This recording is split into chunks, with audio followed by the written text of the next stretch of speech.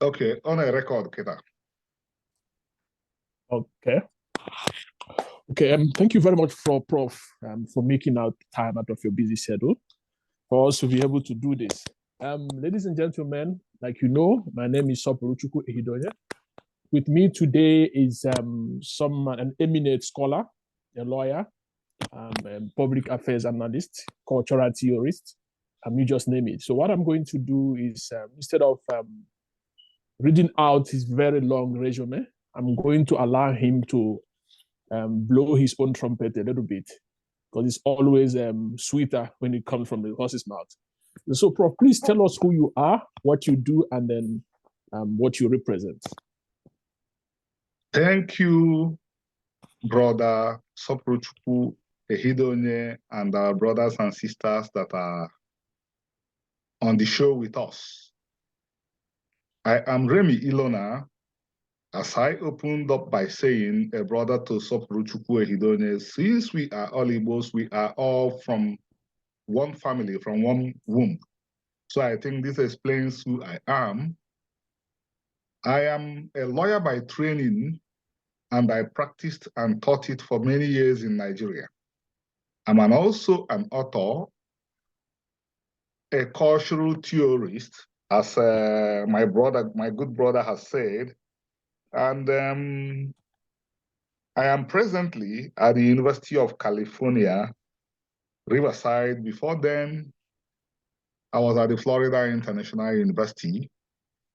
I double as the Secretary General and Chairman of the Elders Council of Omenali Defenders, a group I am bold and proud enough to describe as a leading think tank of the Igbo people. We need a think tank, so we constituted one. I think I have to start drawing down on who I am and mention why I took out time from my very, very busy schedule to be with you. When our brother approached me, to be very honest with you, my plate is always full. But I love and appreciate what he came up with. It shows that our people are actually becoming awake and aware in the right ways and for the right things. For him to want to have a conversation on the subject of Omenali with me indicated to me something profound. And I will repeat that thing, that our people are becoming aware and awake for the right things. Because who are we? Omenali is what gives us identity, what gives us culture. Without it, we are nothing. But most of our people are not aware of this now. So I decided to be with you because what he has done, what he has conceived, is worthy of our support.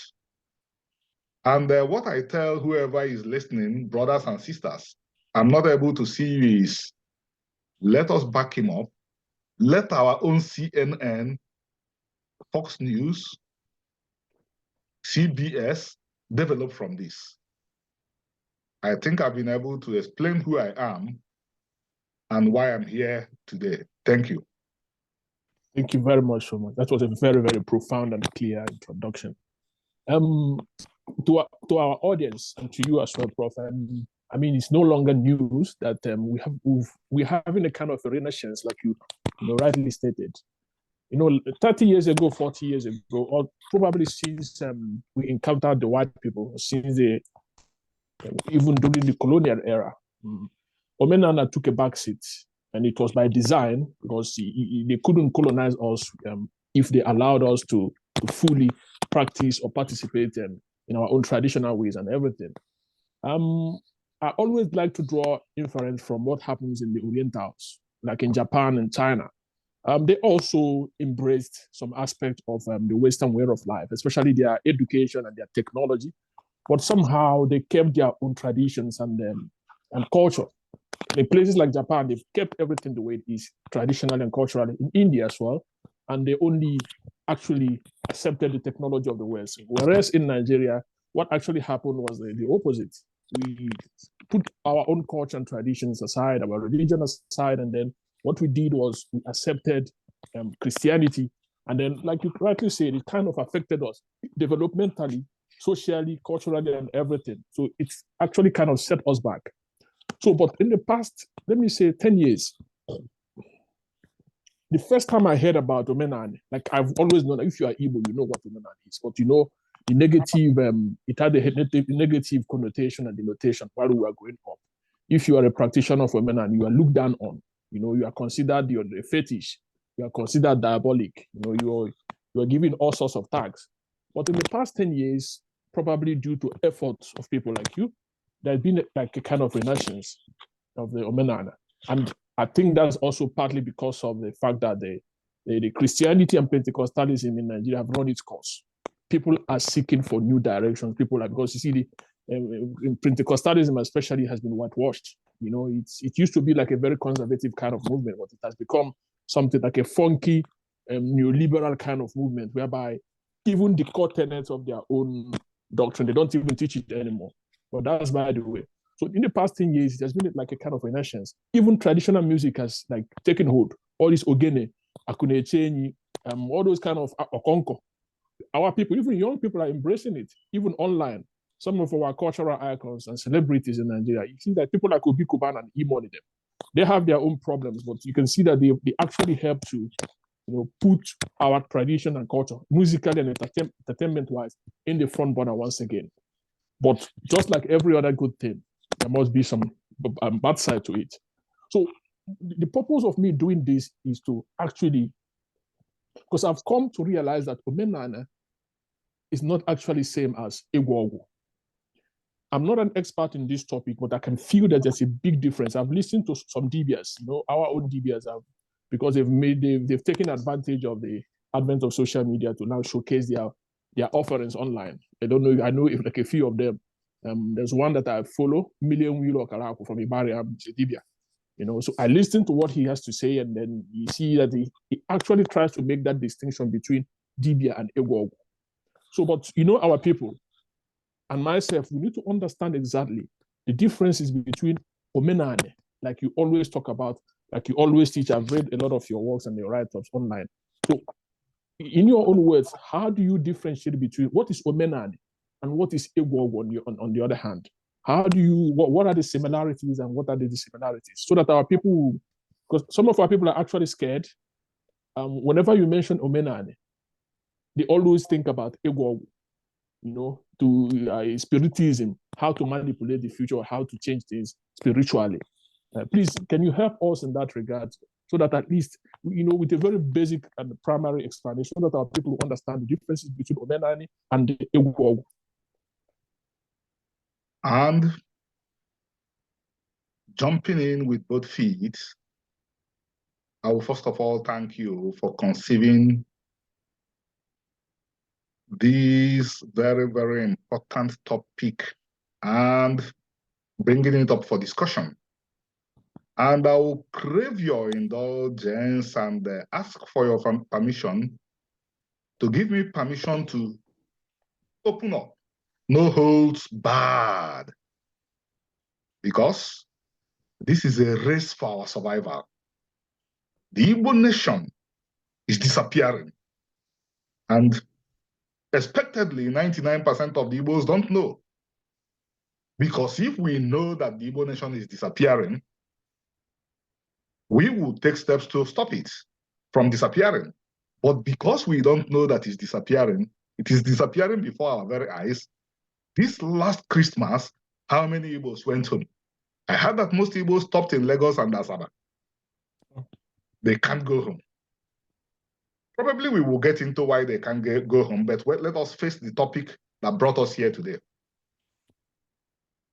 Omenali is our culture and religion. What Omenali is to the Igbo man is what the Anglican religion and the English culture is to the Englishman, period. An Igbo could think he's a Christian, could think he's a Muslim, could think he's a Buddhist, but he's simply subscribing to the Arab religion and culture, to the European religion and culture. His own religion is Omenali, and it is still his subliminal religion and culture. When the Igbo man goes to do what is Iba Odibo, he doesn't know he has practiced Omenali. When the Igbo man marries, he doesn't know he has practiced Omenali because he thinks that everybody in the world marries.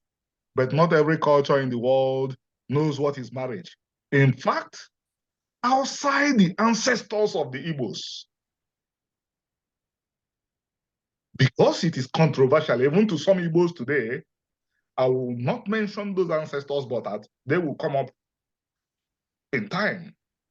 Outside the culture of the ancestors of the Igbos, before Christianity and Islam, marriage was an unknown quantity in the world. I mean, a systematic tradition of a man going to see a woman in her family with his own family and they're coming together was largely unknown in the world. It was almost exclusively a tradition unique to the ancestors of the Igbos until Christianity and Islam, having access to the culture of these ancestors of the Igbos, made them their own traditions and it spread worldwide. So when Igbos marry today, they think that every culture in the world knows what is marriage, or that every religion in the world knows what is marriage, because we are, like most people in the world, we are not really an informed people. Like every Igbo in the world washes the hands before eating.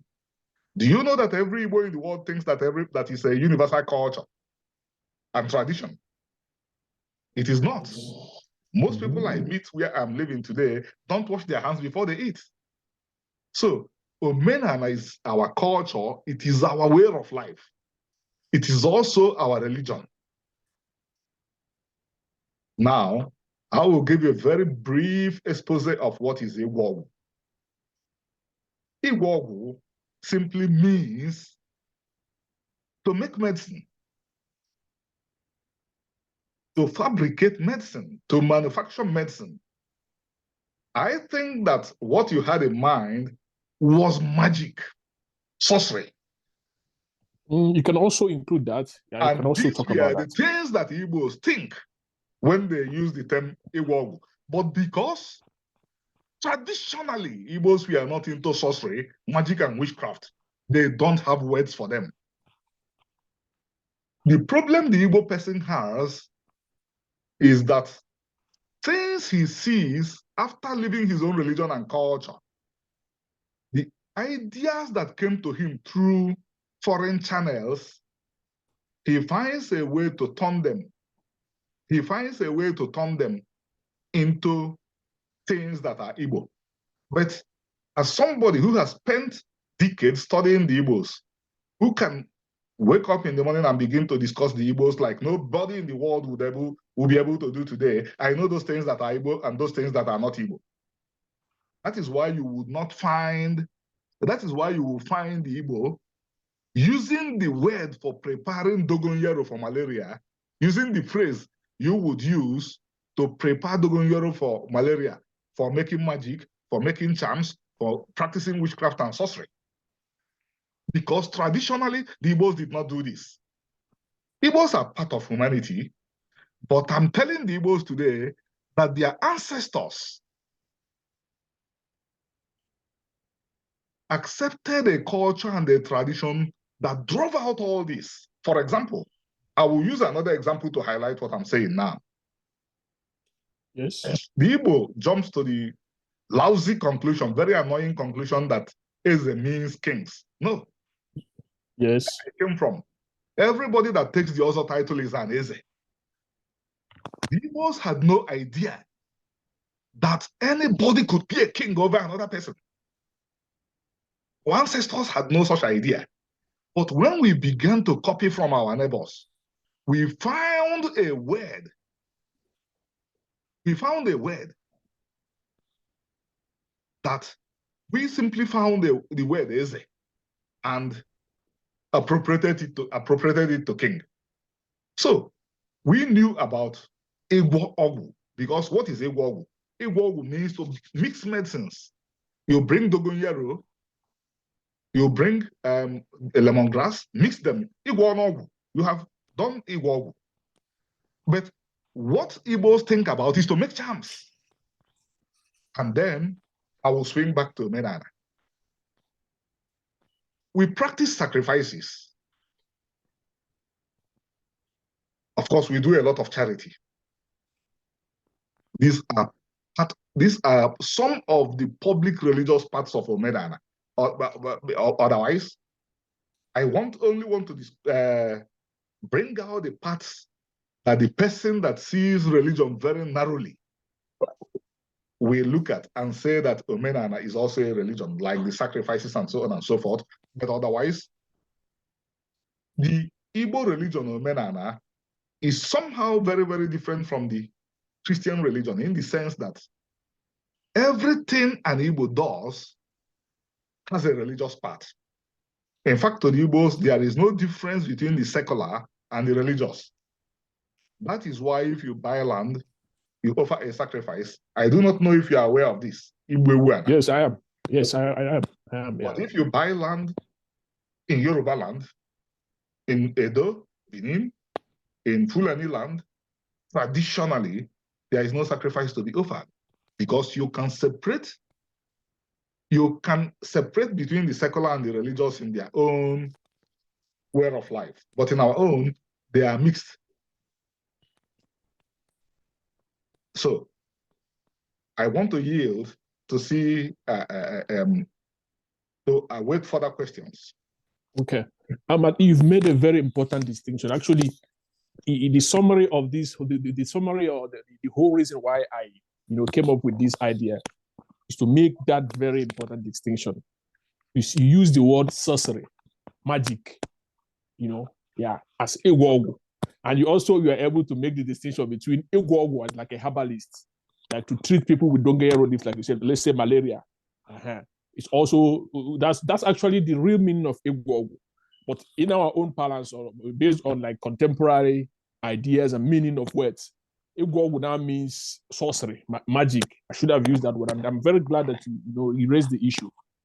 So my thing now is sorcery, magic. I'll give you an example. Like I don't know if you heard about the contemporary concept. In the past 2-3 years, it's become very popular online amongst young people of the concept of okite, the concept of awele, those kind of get rich quick syndrome or get quick schemes or get rich quick sorcery or magic that our people are now embracing, and in the name of Omenali. Because sometimes when you approach some of these guys who call themselves Dibia, quote unquote, they would tell you that if you want to get rich, that they are able to do mix 2 or 3 things together, make some sacrifices for you to open the doors of wealth for you, to open the doors of success, connection to you. So that aspect, is it Omenali or is it Igwọ Ọgwu, as in sorcery and magic? And what are the distinctions? Thank you. Those Dibia are not practicing Omenali. They are 100% Christians. The religion that forged them is Christianity. Nobody that practices Omenali, I'll mention a few because they should be part of this discussion. Professor Francis Duru, Lagos University Teaching Hospital. Dr. Kenneth Omeche, an Igbo medical doctor practicing in Lagos. Dr. Agunobi, Barrister Matthias Odo, Engineer Zog.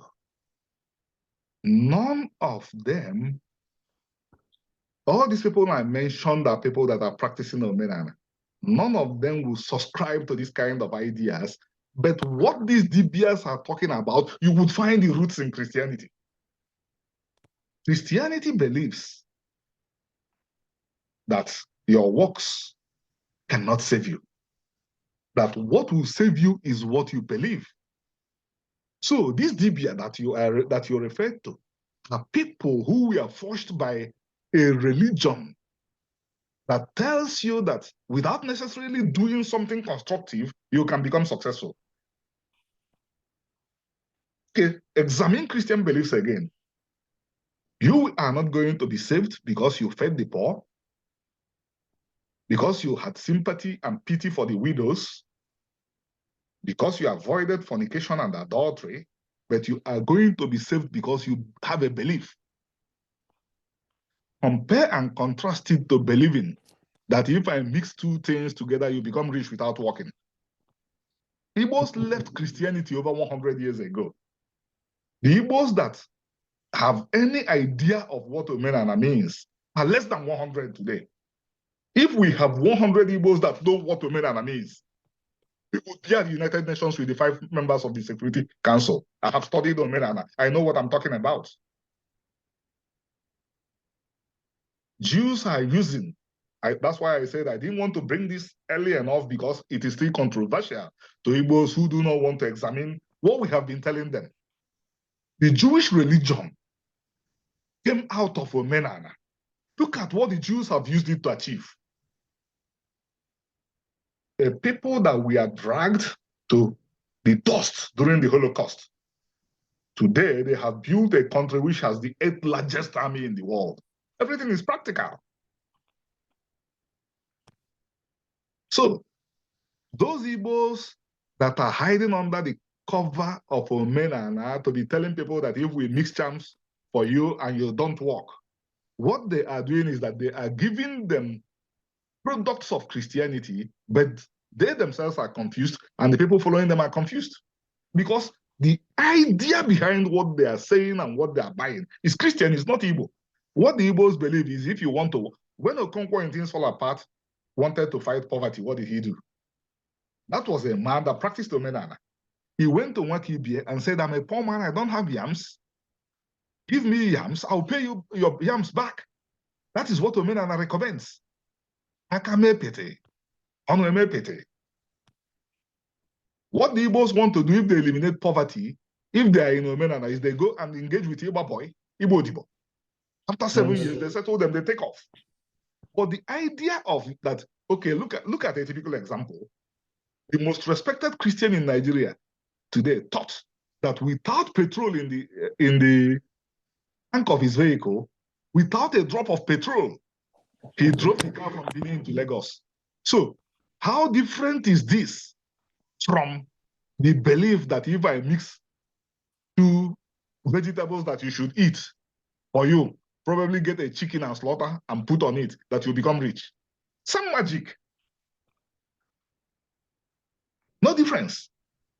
So the people you are calling Igbos today, I don't even call them Igbos, they are Christians, including the DBS among them.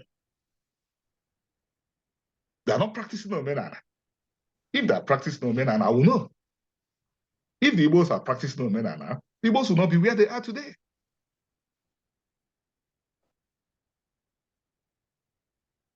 That's very succinct. That's actually very, very clear. And they said, like, from your explanations now, it's now very obvious that Igwọ Ọgwu is an imported concept because of our mixing with. Or rather, that they brought imported concepts and covered it with the term to mix medicine. Igwọ Ọgwu. Yes. That actually works. Igwọ is to mix now. Yes, yeah. Okay, if you bring dogoyaro, bring lemongrass, and mix them together, Igwọ ya agwọ na. Yes. Yes. Yeah, but it's true. The ideas that they are covering with Igwọ Ọgwu are what are borrowed. Those ideas of sorcery, magic, sham, don't work, you will prosper, are the foreign ideas that they are using a common regular expression to cover. Yes. Like the basic principle. Let them give us a word for sorcery in Igbo language. They can't find them. I will give you another example that will also be powerful. Do you know that you cannot find the word for deity or God with a small g or with a small d in the Igbo language? It does not exist. I read late Father Arazo's book. The only reason why I read the book was he spent 40 pages struggling to find the word for God with a small g in the Igbo language. It doesn't exist. So for the Igbos to know about God or gods in small letters, he has to go to the English language. He can't find them in the Igbo language. So what he may be thinking in error is that Alose means God. Okay, if Alose means God, why does God with a capital G mean Chukwu? Why not Chinta instead of Alose? Yes. The problem is that our people don't want to think. Yes, that's actually makes sense. You see, that's why I organize this thing, because to make these distinctions are very, very good. Because, like you said, our people are being deceived. You know, people are practicing sorcery. People are practicing magic. You know, in the name of Omenali. And then these native doctors, or these, I don't know what to call them, these DBS online are cashing out. And then that's also paint the whole Omenali thing in a very negative light. Because if not for people like you who are able to make the distinctions and use very primary examples to explain them to us, it's easy for a common Emeka or a common Chinedu, from the blocks to assume or to conclude that it's all part and parcel of Omenali, Yeah. But another question that I would like to ask is this: sorcery, magic, Igwọ Ọgwu, whatever we call it, whatever name we give it to it, does it really work? My answer would be that it would not work for the Igbos, because the Igbo civilization is a high civilization. Because the Igbos have better, cleaner ways of solving problems rather than degenerating to the level of sorcery. Sorcery is magic. Yes. You can drive a car, and somebody really operate a car from Benin to Lagos without petrol. It can't work. Yeah, but people can believe it works. That's why I said it does not work for Igbos. That feel-good feeling is what people believe. That feel-good feeling is what people believe. Oh, rejoice, your prosperity is on the way. That is what the people are grasping at. But the Igbos have a surer path to the real thing. A boy comes out of secondary school, goes to a nursing, spends 7 years, gets on the pathway of becoming a millionaire. So why does he have to go and listen to one clown tell him that your miracle is on the way? So sorcery and things like that, because they are not real, because they are just fantasies, they don't help Igbos. Yes.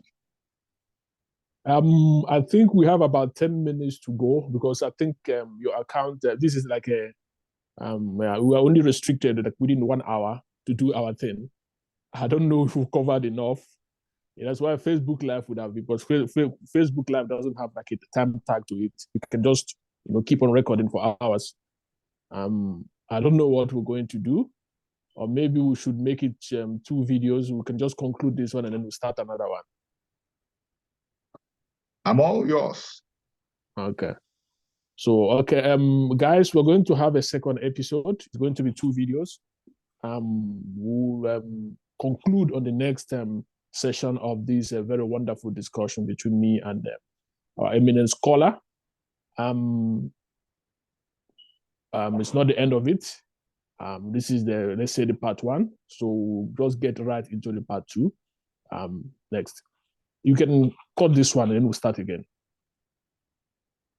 Okay, so you can just when you say I can cut it, how?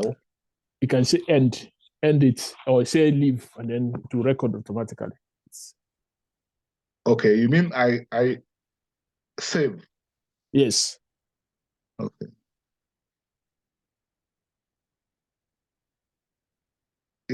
Okay, if I end, it stops recording. Yes.